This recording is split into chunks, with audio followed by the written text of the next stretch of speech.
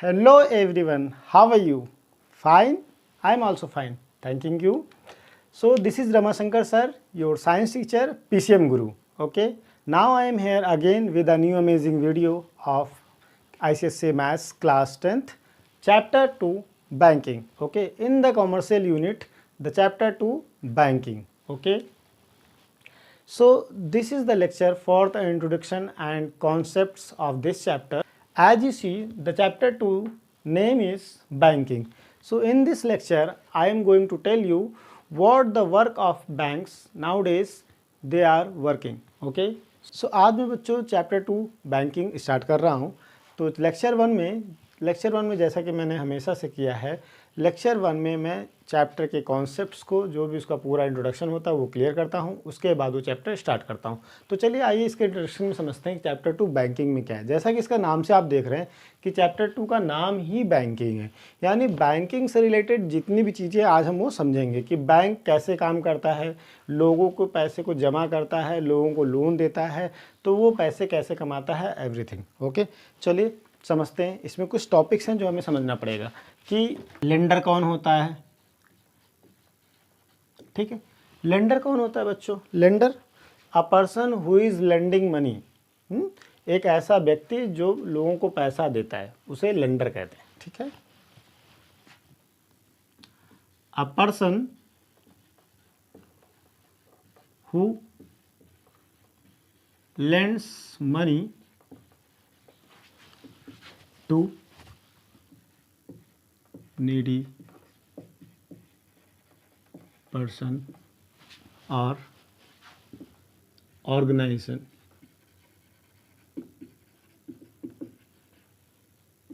is called lender. Okay, ये तो बात होगी लेंडर की. ठीक है, फिर आता है नेक्स्ट, आपको टर्म समझने होंगे बोरोवर.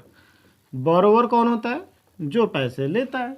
ठीक है, किसी संस्था से, बैंक से या किसी पर्टिकुलर पर्सन से जो उधार लेता है, उस उधार लेने वाले इंसान को इंग्लिश में हम बोरोवर कहते हैं. ठीक है, a person who is borrowing money is called borrower. ठीक है, जो पर्सन उधार लेता है उसे हम बोरोवर कहते हैं.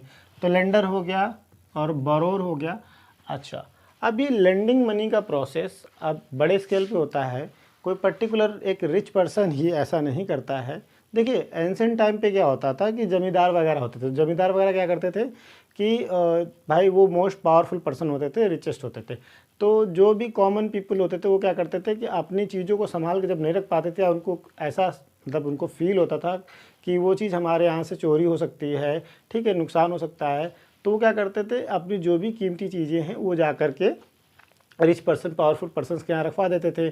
ठीक है, तो वहाँ पर क्या होता था कि उस चीज़ के लिए उनको कुछ अमाउंट ऑफ मनी पे करना पड़ता था, बहुत ही लिटिल अमाउंट ऑफ मनी.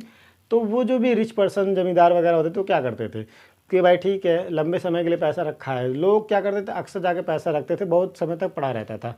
ठीक, तो उनको ये माइंड में आया कि भाई ये सारा पैसा जो इतना है ये हम क्या करेंगे.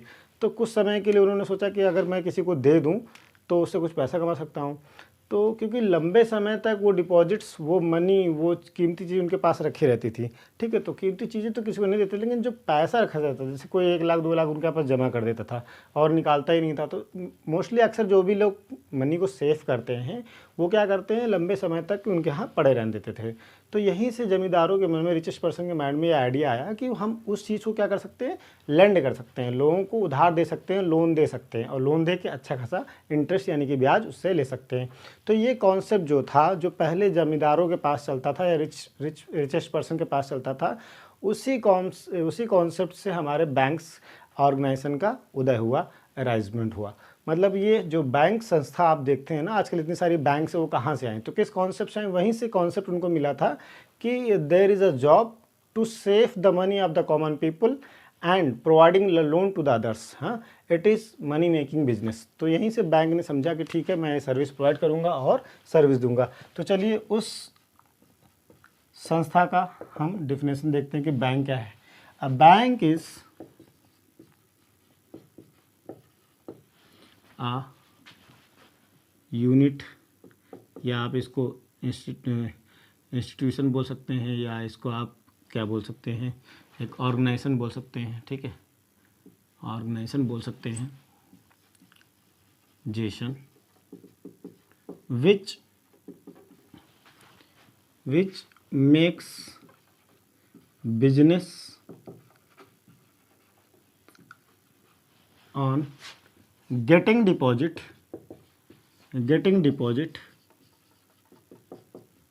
and lending money.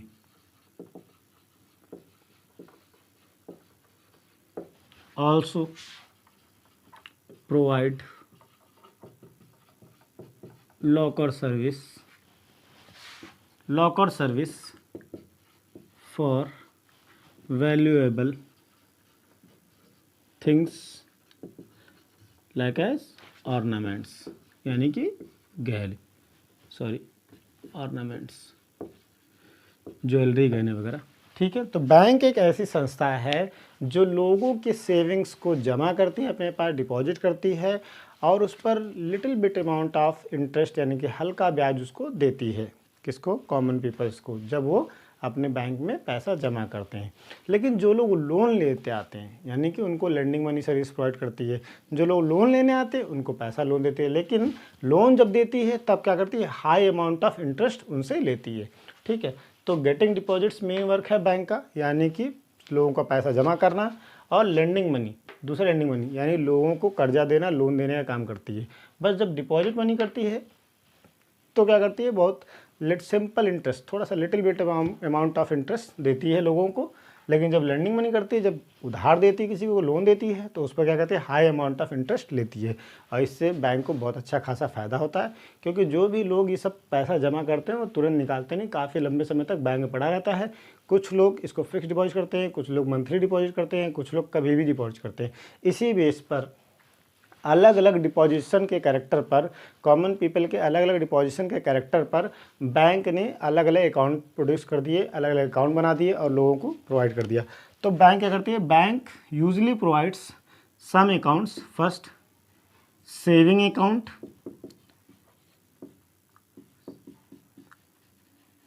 सेकेंड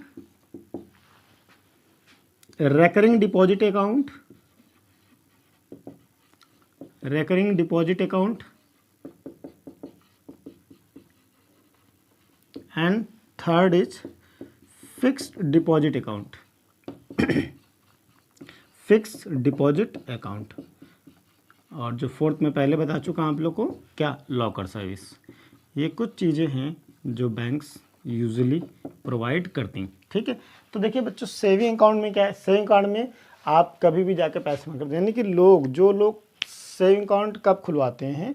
जब लोगों को लगता है कि हाँ ठीक है, मेरे पास कुछ जब भी सेविंग आएगी तो मैं कभी भी जमा कर दूंगा, यानी कि कोई डिसाइड नहीं, कोई फिक्स टाइम नहीं है कि मैं कितना अमाउंट और कब कब जमा करूंगा, बस जब भी सेविंग आएगी मेरे पास मैं डिपॉजिट कर दूंगा। तो ऐसे केस में लोग सेविंग अकाउंट ओपन करवाते हैं, बैंक उनको उनका पर्पस पूछ करके सेविंग अकाउंट ओपन करवा देती है। बट कुछ लोग ऐसे कहते नहीं कि भाई देखो मेरे पास ना फिक्स 5,000 आता ही आता है, ठीक है, तो जिसमें से मैं 1,000 जमा ही कर सकता हूँ या 5,000 तक मैं जमा कर सकती हूँ, ठीक है। मतलब मेरे पास एक फ़िक्स पैसा है जो मैं जमा करना चाहती हूँ। तो पर मंथ अगर कोई फ़िक्स पैसा जमा करना चाहता है तो उसके लिए एक नया अकाउंट खुलता है, उसका नाम है रेकरिंग डिपॉजिट अकाउंट। इस अकाउंट में आप जितना भी चाहें पैसा 500 से लेकर, मिनिमम अमाउंट है 500, इससे लेकर आप आगे तक जा सकते हैं, लेकिन ये हर मंथ आपको जमा करना पड़ता है। सपोज आपने 500 चूज़ किया तो हर मंथ आपको, हर महीने आपको 500 जमा करना ही करना है उस अकाउंट में, ठीक है। तो इस केस में रिकरिंग डिपॉजिट अकाउंट खुलता है। और इसके बाद अगर आपने, जैसे कि सपोज दैट आपने कोई ज़मीन लैंड, कोई भी लैंड आपने सेल करी है, ज़मीन बेची है, तो उस केस में सपोज दैट आपको कुछ पैसा मिला है, हाईवे में 15 लाख 20 लाख ऐसे आपको मिला हुआ है, या आपकी गांव की ज़मीन थी वो बेची आपने, तो उस केस में अगर हाई अमाउंट ऑफ मनी आपके पास आया है तो उस केस में आप चाहते हैं घर में तो रखेंगे नहीं, तो इस पैसे को बैंक में जमा कर देंगे। जब बैंक में जमा करने जाएंगे तो बैंक वाला पूछेगा भाई इसको 5 ईयर के टेरेंगे कि क्या करना चाहते हैं आप, नॉर्मल सेविंग अकाउंट डालना है, किस में डालना है? तो आप कहोगे नहीं भाई इसको आप एक करो FD बना दो, FD बना मतलब उसको फिक्स डिपॉजिट कर दो। तो ऐसे केस में आप फिक्स डिपॉजिट करते हैं उस अमाउंट को, 12 लाख 15 लाख जो भी आपको मिला है, सपोज दैट आपको 15 लाख मिला है, तो 15 लाख आपने 10 साल के लिए फिक्स कर दिया।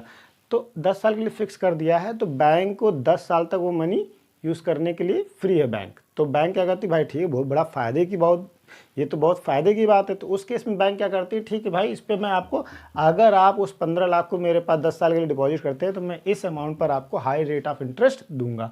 तो बैंक वाले क्या करते हैं, सबसे कम इंटरेस्ट देते हैं सेविंग अकाउंट पे, थोड़ा ज़्यादा इंटरेस्ट देते हैं रिकरिंग पे देते हैं, और सबसे ज़्यादा जो हाई अमाउंट देते हैं लगभग डबल हो जाता है पैसा। 10 सालों में लगभग डबल हो जाता है, बैंक डबल कर देते हैं। तो फिक्स डिपॉजिट अकाउंट में सबसे ज़्यादा इंटरेस्ट मिलता है। तो ये अलग अलग अकाउंट है जो बैंक आपको प्रोवाइड करती है डिपॉजिटिंग के लिए, ठीक है। और बैंक स्पेशली लेंडिंग मनी की सर्विस और लॉकर सर्विस भी प्रोवाइड करती है।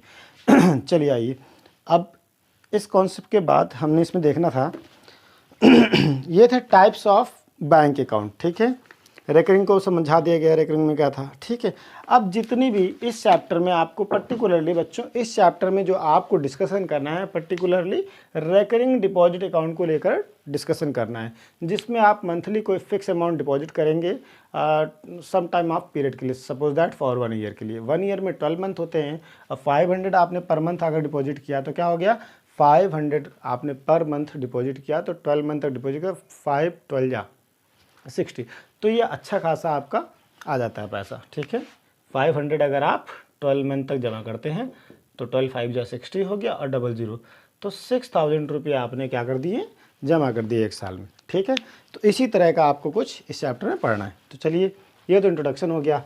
आइए अब देख लेते हैं कि इसमें फार्मूला यूज़ क्या है। इस चैप्टर में आपको जो भी फार्मूला यूज़ करना हो मैं यहाँ लिख रहा हूँ, आपको समझ लेना है। फार्मूला यूज्ड, इस चैप्टर में कौन कौन से फार्मूला यूज़ होंगे उनको आप अच्छे से नोट कर लीजिए। और ये पर्टिकुलर फार्मूला यूज जो होगा वो किस अकाउंट के लिए होगा, for recurring deposit account.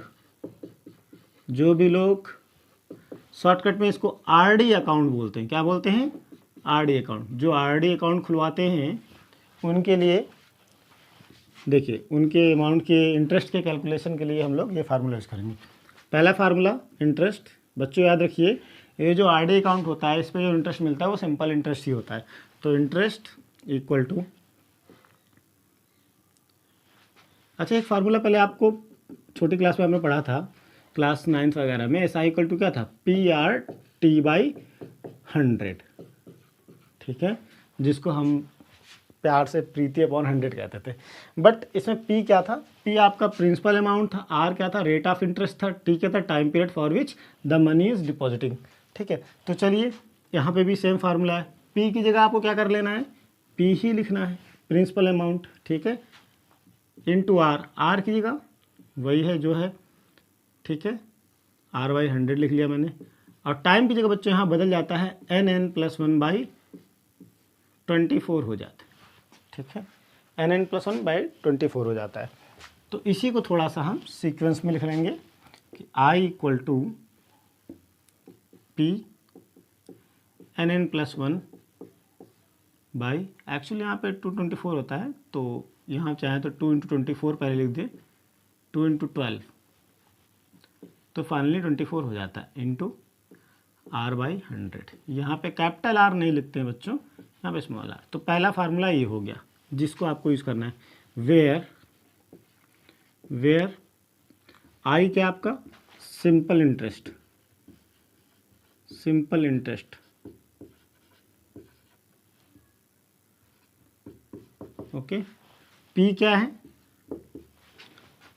Monthly deposit amount, monthly deposit amount, monthly जो भी आप डिपॉजिट करेंगे 500 या 1000। एन क्या है, number of months for which you are depositing the money, number of months.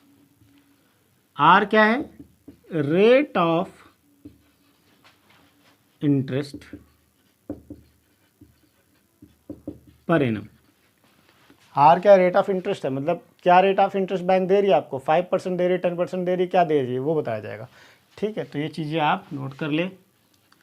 Second जो फार्मूला आपका यूज़ होगा वो क्या है, मैच्योरिटी वैल्यू का, मैच्योरिटी वैल्यू का P × N+I, where maturity value क्या है? सपोज दैट आपने 2 ईयर के लिए डिसाइड किया कि पर मंथ मैं 500 रुपीज़ जमा करूँगी, तो 2 साल में होते हैं टोटल 24 मंथ्स, है ना, 24 महीने।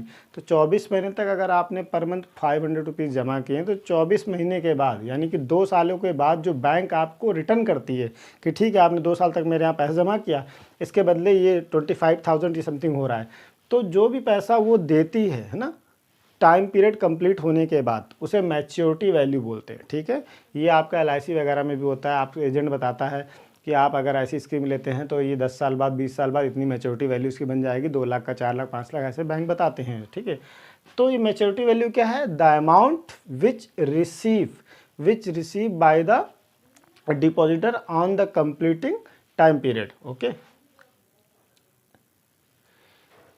और बाकी चीज़ें सेम है बच्चा। मैच्योरिटी वैल्यू क्या है? Money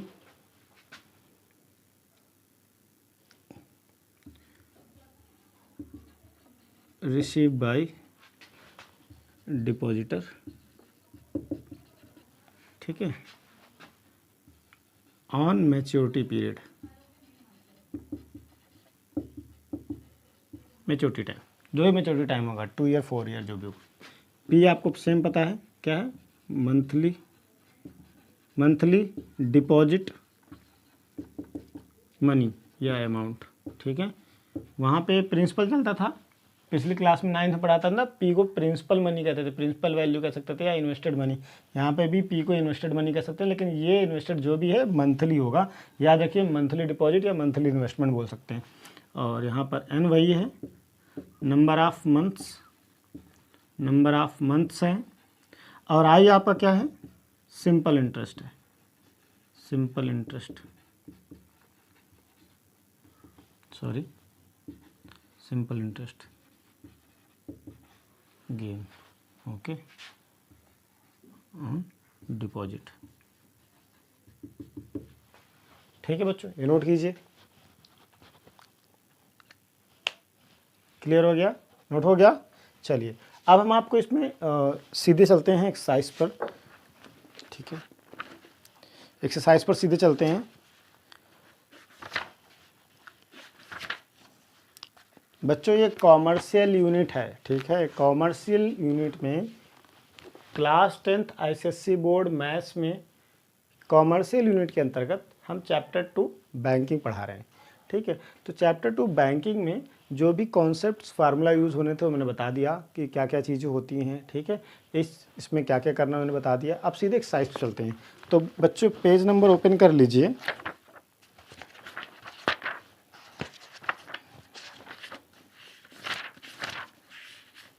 yes, page number 25, page number 25 आप ओपन कर लीजिए।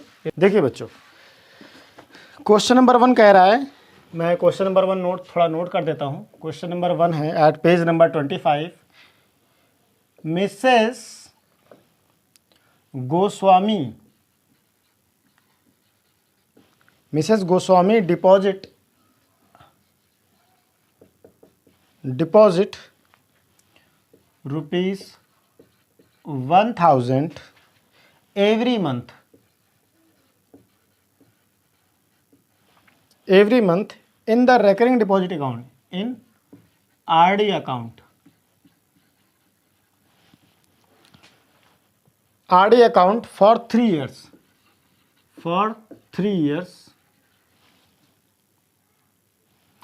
at 8% interest per annum,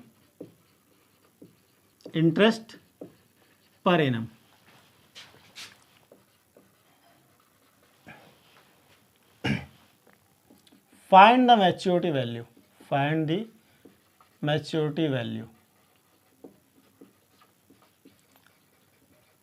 ठीक है, क्वेश्चन समझ लिया बच्चों आपने। देखिए क्वेश्चन में क्या कह रहा है कि एक मिसेस गोस्वामी हैं जो हर महीने 1000 रुपये जमा करती हैं मंथली, किसमें? RD अकाउंट में, वो भी 3 साल तक। 3 साल तक मतलब कितने महीने हो गए? 1 साल में 12 मंथ्स हैं, तो 3 ईयर्स में कितने हो जाएंगे? 36। ओके, 36 हो जाएंगे। और रेट ऑफ इंटरेस्ट 8% पर एनम है। ठीक है, तो कह रहे हैं फाइंड द मैच्योरिटी वैल्यू, यानी कि लास्ट में ये सब पूरा इनको 3 साल तक जमा करने के बाद इनको टोटल अमाउंट रिटर्न में कितना मिलता है वो पूछा हुआ है। चलिए सबसे first of all what is the method to write the solution of each question. Solution 1 page number 25। Since given हम लिखेंगे, सिंस गिवन, गिवन लिखेंगे, जो भी वैल्यूज़ दिए हैं, क्या क्या दिया है लिख लेंगे। हाँ, principal amount okay ₹1000 every month in RD account for 3 years, यानी नंबर ऑफ मंथ्स कितने हो जाएंगे 36 मंथ। ठीक है, हमें ये देखना है कि एन की वैल्यू क्या, एन क्या है नंबर ऑफ मंथ्स हैं। अगर टाइम पीरियड 2 ईयर दिया है तो 24, अगर नंबर ऑफ टाइम पीरियड अगर आपको 1 ईयर दिया होता तो उसमें how many months are there, 12 months are there. तो in the 3 years time period 36 months are there. And R small r rate of interest क्या है 8% पर एनम। ठीक है, फाइंड द मैच्योरिटी वैल्यू यानी एमवी क्वेश्चन मार्क। तो ये आपको दे दिया। ठीक है, अब यहाँ से आप क्या करेंगे, इनका प्रोसेस क्या है कि आप यहाँ से एक पेज को डिवाइड कर लेंगे। ठीक है, और आपके दोनों जो फार्मूले हमने आपको बताए थे यूज़ करने वो लिख लेंगे। तो आपको एक बताए थे maturity value equal to principal into N plus I, ये लिख लेंगे। और एक इंटरेस्ट का बताया था मैंने, interest equal to P into N plus 1 by 24 into R by 100, ये बताया था आपको। चलिए यूज़ कर लेंगे, पहले इंटरेस्ट निकाल लेंगे फिर मैच्योरिटी वैल्यू भी आ जाएगी। तो पहले सबसे पहले आपको गिवन इन्फॉर्मेशन लिख लेना है, पेज को डिवाइड कर लेना है और दोनों फार्मूला के लिख लेना है। दोनों फार्मूले जो इस चैप्टर में बताए थे यूज़ होंगे लिख लेना है। इसके बाद देख लेंगे किस फार्मूले को यूज़ करके आपको वैल्यू आएगी। तो यहाँ पे देखिए हमको मैच्योरिटी वैल्यू पूछा, तो मैच्योरिटी वैल्यू अगर निकालने जाएँ तो पी की वैल्यू गिवन है रख देंगे, एन की वैल्यू गिवन रख देंगे, लेकिन आई नहीं गिवन है तो आई नहीं रख पाएंगे। तो इस फार्मूले को हम पहले डायरेक्टली यूज़ नहीं कर पाएंगे, यानी कि मैच्योरिटी वैल्यू डायरेक्ट नहीं मिलेगी आपको। ठीक है, इसके लिए पहले आई को आपको कैलकुलेट करना पड़ेगा और आई को कैलकुलेट करने के लिए आपके पास फार्मूला है। तो चलिए कैलकुलेट कर लेते हैं। प्रिंसिपल वैल्यू कितनी की है 1000, एन कितना है आपका 36, और यहाँ अंदर क्या होगा ब्रैकेट में 36 + 1 हो जाएगा into R, R means 8। Solve करें तो ये 24 है और ये 100 हो जाएगा।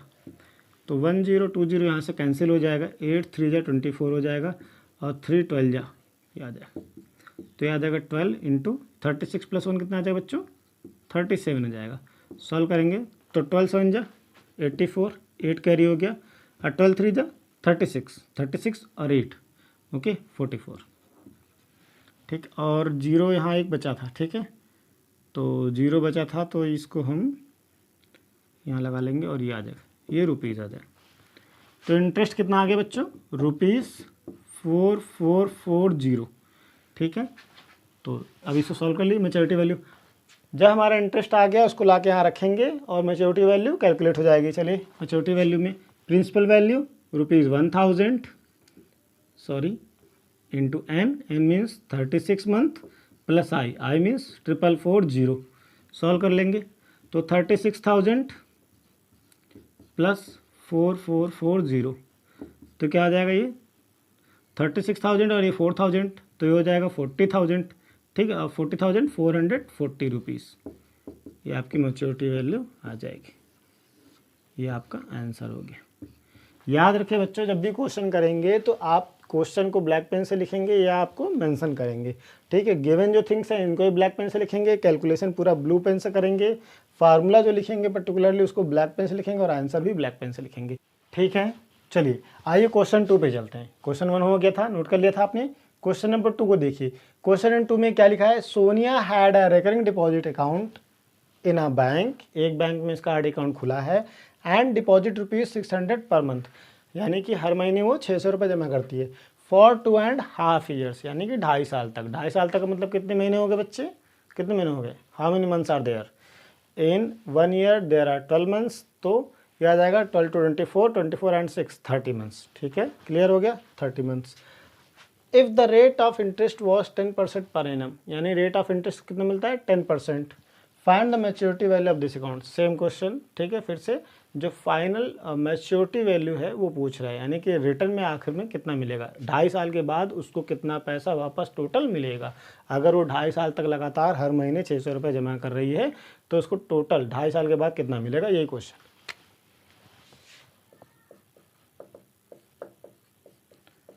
तो हमें क्या करना है, सबसे पहले गिवन वैल्यूज आपको लिख लेनी।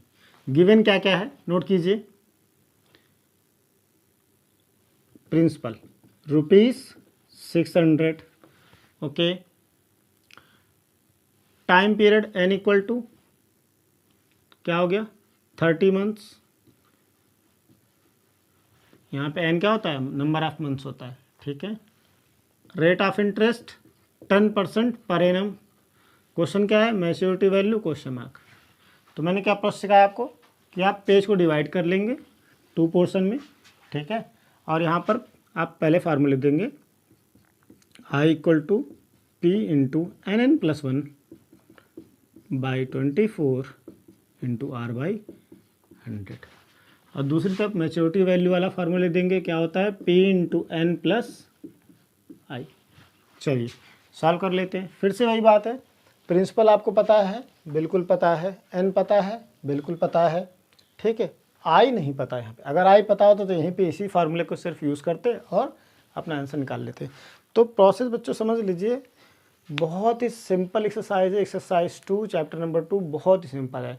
You have to learn only 2 formulas, these 2 formulas and apply all the given values in this formula and get your answer, okay। चलिए P 600 into N 30 and 30 plus 1 by 24 into R/100 means 10/100। चलिए तो solve कर लेते हैं। Number of zeros 1 2 1 2 cancel, फिर 3 8 1 जा 3 3 8 जा 24, ठीक है। और इसको और सॉल्व करेंगे तो 4 2 जा 8 4 15 जा 60 एंड 0, ओके। और 2 75 जा, तो इस तरह से मैंने सॉल्व कर लिया। आया 75 इंटू 31, 75 इंटू 31 आ गया। अब इसको सॉल्व कर लेंगे, तो इसको इतना आसान तो है नहीं सॉल्व करना, इसको मल्टीप्लाई ही करना पड़ेगा। सिंपल कॉमन मल्टीप्लाई इधर कर लेते हैं 31, तो 75 1 जा 75 ही रहेगा, और 3 5 जा 15, 1 कैरी, 3 7 जा 21 एंड 22। ये क्या आ जाएगा 5 7 5 12, 1 कैरी और 1 2 3 और 2।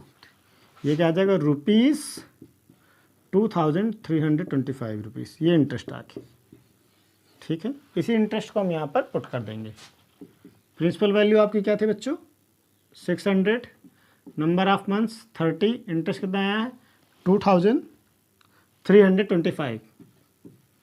पुट कर देंगे तो 6 3 जा 18, number of zeros 1 2 and 3, 1 2 and 3 apply कर देंगे एंड 2 3 2 5। वैल्यू पुट करने में गलती नहीं करेंगे तो आंसर आ चुका फिर, ठीक है। तो 18,000 ये 2,000 ये 20,000 हो गया, 20,000 एंड 325, तो 20,325 is your answer.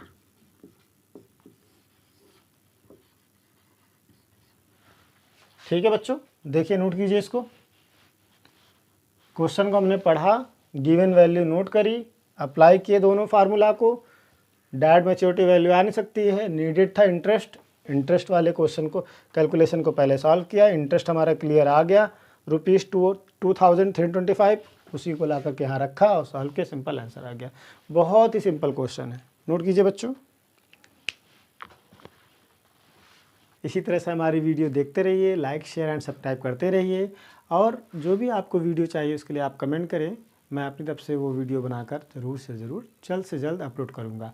So thank you so much again from heart.